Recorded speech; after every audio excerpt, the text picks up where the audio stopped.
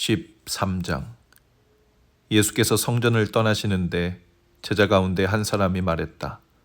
선생님, 저 석조물과 건물들을 보십시오. 예수께서 말씀하셨다. 내가 이 웅장한 건축물에 감동하느냐? 저 건물의 돌 하나하나가 결국 잔해더미가 되고 말 것이다. 이후에 예수께서 성전이 한눈에 내려다 보이는 올리브산에 앉으셨을 때 베드로와 야고보와 요한과 안드레가 그분께 따로 다가와 물었다. 말씀해 주십시오. 그런 일이 언제 일어나겠습니까? 때가 막바지에 이를 때 우리에게 어떤 징조가 있겠습니까? 예수께서 입을 여셨다.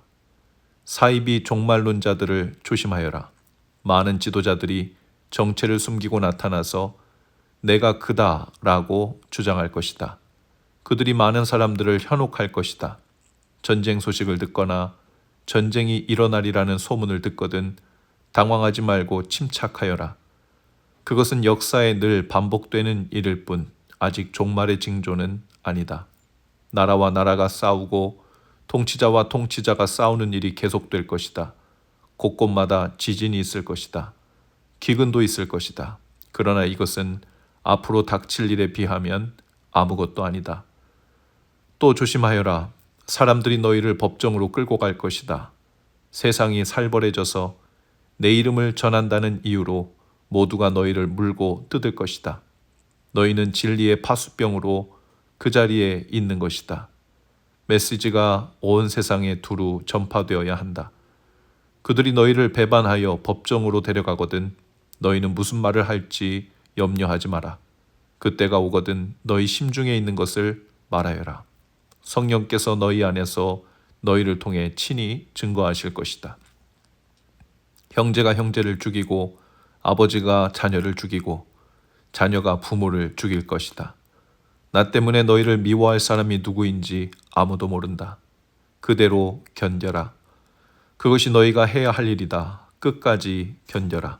그러면 너희는 절대 후회하지 않을 것이고 결국 구원을 얻을 것이다. 그러나 거룩한 것을 더럽히는 괴물이 절대 있어서는 안 될 곳에 세워진 것을 보거든 얼른 달아나거라. 너희 읽을 수 있는 사람들은 내 말이 무슨 말인지 깨달아라. 그때 너희가 유대에 살고 있거든 산으로 달아나거라. 마당에서 일하고 있거든 무엇을 가지러 집으로 돌아가지 마라. 밭에 나가 있거든 겉옷을 가지러 돌아가지 마라. 특히 임신부와 젖 먹이는 어머니들이 힘들 것이다. 이 일이 한겨울에 일어나지 않기를 바라고 기도하여라. 그때는 괴로운 날이 될 것이다. 하나님께서 세상을 지으신 때로부터 지금까지 이런 일이 없었고 앞으로도 다시는 없을 것이다. 하나님께서 이 환난의 날들을 갈 때까지 가게 두신다면 아무도 견딜 수 없을 것이다. 그러나 하나님의 택하신 백성, 그분께서 친히 택하신 이들을 위해 그분은 이미 손을 써 놓으셨다. 누가 너희를 막아서서 메시아가 여기 있다 소리치거나 저기 그분이 있다 가리켜도 속지 마라. 가짜 메시아와 거짓 설교자들이 곳곳에서 출현할 것이다.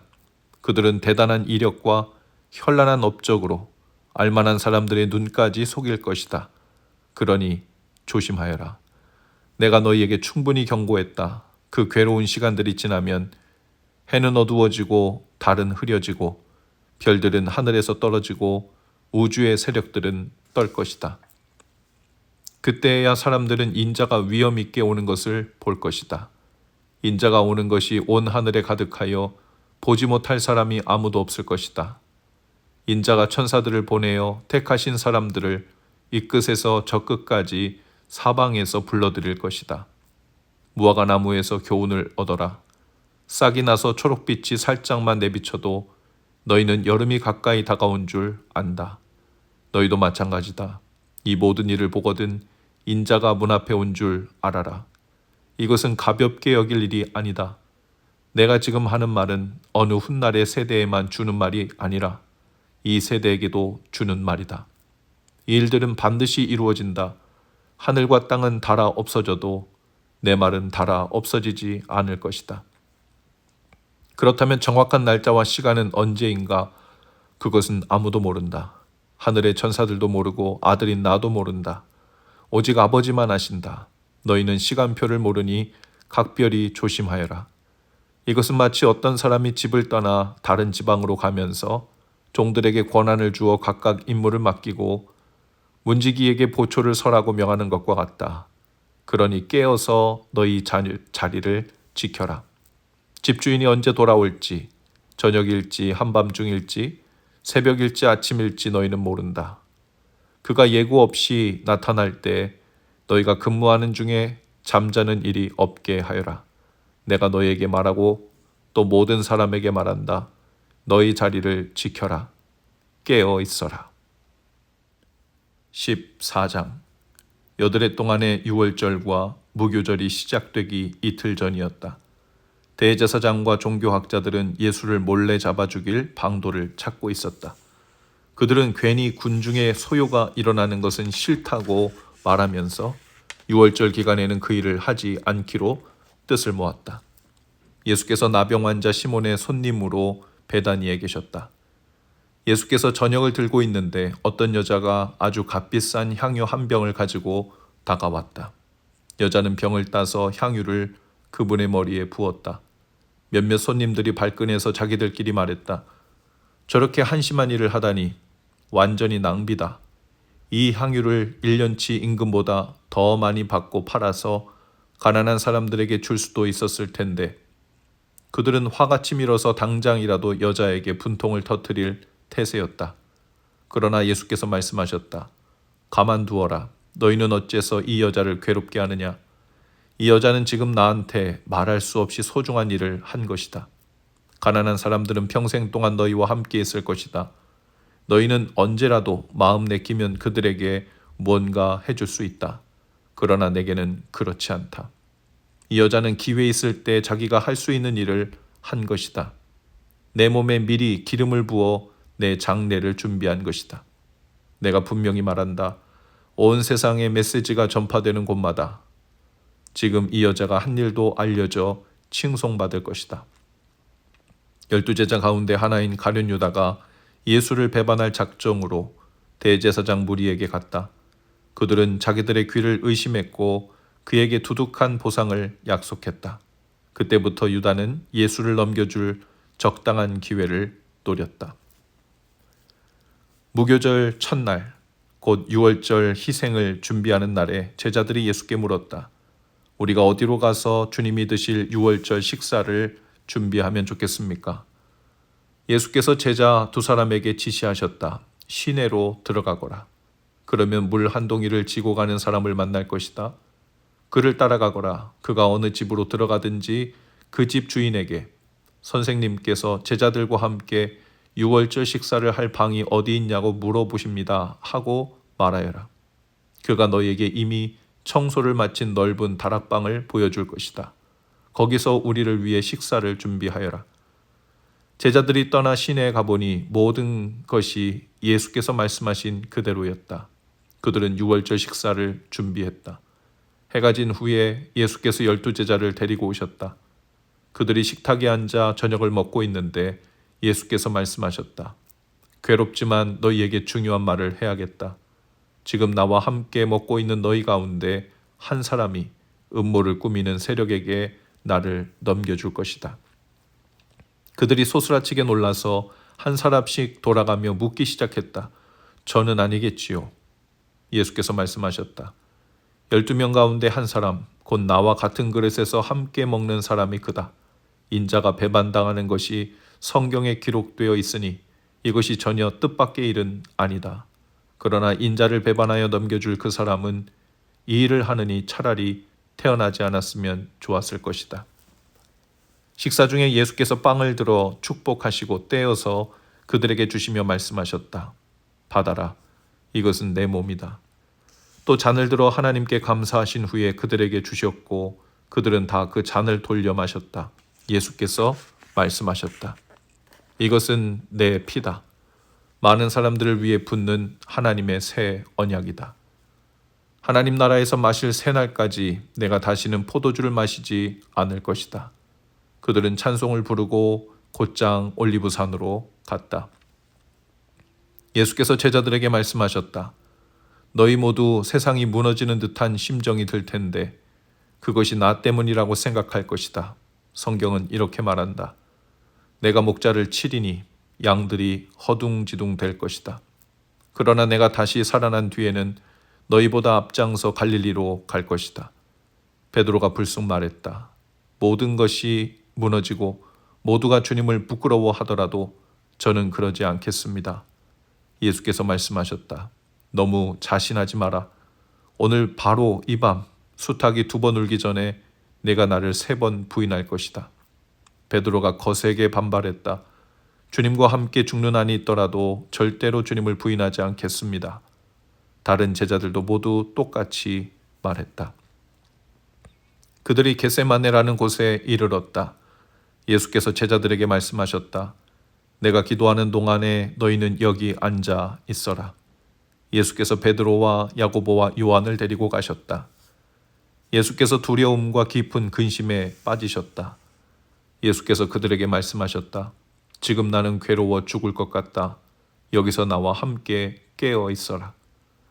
예수께서 조금 더 나아가 땅에 엎드리셔서 피할 길을 위해 기도하셨다. 아빠, 아버지.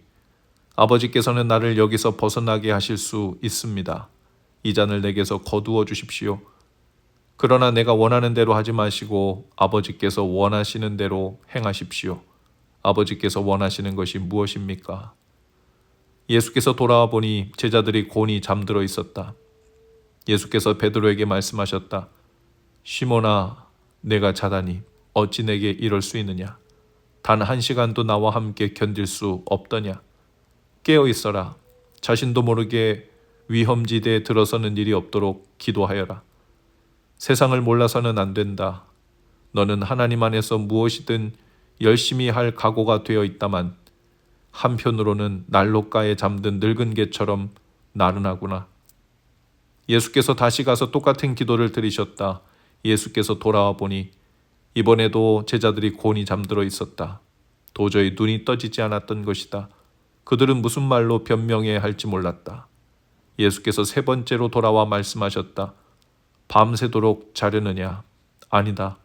잠은 충분히 잤다. 때가 되었다. 인자가 죄인들의 손에 팔린다. 일어나거라. 가자. 나를 배반할 자가 왔다. 예수의 입에서 그 말이 떨어지자마자 12제자 가운데 하나인 유다가 나타났다. 그 곁에는 대제사장과 종교학자와 지도자들이 보낸 폭력배가 칼과 몽둥이를 들고 함께 있었다. 배반자는 그들과 암호를 짜두었다. 내가 입맞추는 사람이 바로 그 자니 그를 잡으시오. 절대 도망치지 못하게 하시오.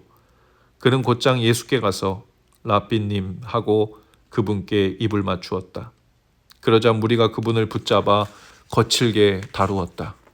거기 서 있던 사람들 가운데 하나가 칼을 뽑아 휘둘러서 대제사장의 종의 귀를 잘라버렸다.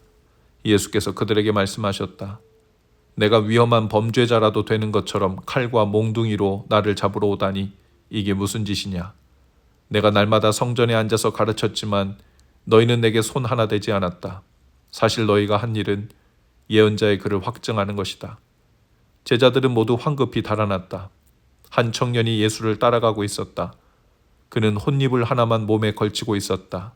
사람들이 그를 붙잡았으나 그는 혼니불을 버려둔 채 벌거벗은 몸으로 급히 달아났다. 그들이 예수를 대제사장에게 끌고 갔다. 거기에 대제사장과 종교 지도자들과 학자들이 함께 모여 있었다. 그들이 대제사장의 안뜰에 이를 때까지 베드로는 안전한 거리를 두고 뒤따라갔다. 거기서 그는 하인들 틈에 섞여서 불을 쬐었다. 대제사장들은 유대의회와 공모해 예수께 사형을 선고할 만한 불리한 증거를 찾았지만 하나도 찾지 못했다. 많은 사람들이 자청하여 거짓 죄목을 댔으나 서로 맞지 않아 무효가 되고 말았다. 그 가운데 몇몇 사람들이 일어나서 이런 거짓말을 했다. 우리가 이자의 말을 들었는데 힘들게 지은 이 성전을 헐고 손 하나 대지 않고도 성전을 사흘 만에 짓겠다고 했습니다. 그러나 그들조차도 증언이 서로 일치하지 않았다. 이때 대제사장이 일어나서 예수께 물었다. 이 증언에 대해 너는 뭐라고 말하겠느냐? 예수께서 침묵하셨다. 아무 말씀도 하지 않으셨다. 대제사장이 다시 나서서 이번에는 이렇게 물었다. 내가 찬양받으실 분의 아들 메시아이냐? 예수께서 말씀하셨다. 그렇다. 내가 그다. 너희 눈으로 직접 보게 될 것이다. 전능하신 분의 오른편에 앉은 인자가 하늘 구름을 타고 올 것이다. 대제사장이 흥분해서 자기 옷을 찢으며 소리쳤다. 여러분은 이 말을 들었소. 이러고도 우리에게 무슨 증인이 더 필요하겠소. 그가 하나님을 모독하는 것을 여러분이 들었소. 여러분은 이 신성 모독을 그냥 두고 볼 셈이요? 그들은 일제히 예수를 정죄했다. 사형 선고가 내려졌다. 그들 가운데 몇 사람이 예수께 침을 뱉었다. 그들은 예수의 눈을 가린 채 그분을 치면서 말했다. 너를 친 사람이 누구냐? 알아맞혀 봐라. 경비병들은 그분을 주먹과 손바닥으로 때리면서 끌고 갔다. 이 모든 일이 벌어지는 동안 베드로는 안뜰 아래쪽에 있었다. 대제사장의 여종 하나가 들어와서 불을 쬐고 있는 베드로를 유심히 뜯어보며 말했다. 당신도 나사렛 예수와 함께 있지 않았나요? 베드로가 부인했다. 당신이 무슨 말을 하는지 모르겠소. 그는 문간으로 나갔다. 그때 수탉이 울었다. 여종이 그를 알아보고는 옆에 둘러선 사람들에게 말하기 시작했다. 이 사람도 그들과 한패예요. 베드로는 다시 부인했다. 잠시 후 곁에 있던 사람들이 다시 그 말을 꺼냈다. 당신도 그들 가운데 하나가 틀림없소. 갈릴리 사람이라는 표시가 당신 온몸에 새겨져 있소. 베드로는 너무 두려워서 저주하며 말했다. 나는 당신들이 말하는 그 사람을 본 적도 없소. 바로 그때 두 번째로 수탉이 울었다. 베드로는 수탉이 두 번 울기 전에 내가 나를 3번 부인할 것이다 라고 하신 예수의 말씀이 생각났다. 그는 그대로 주저앉아 울었다. 아멘.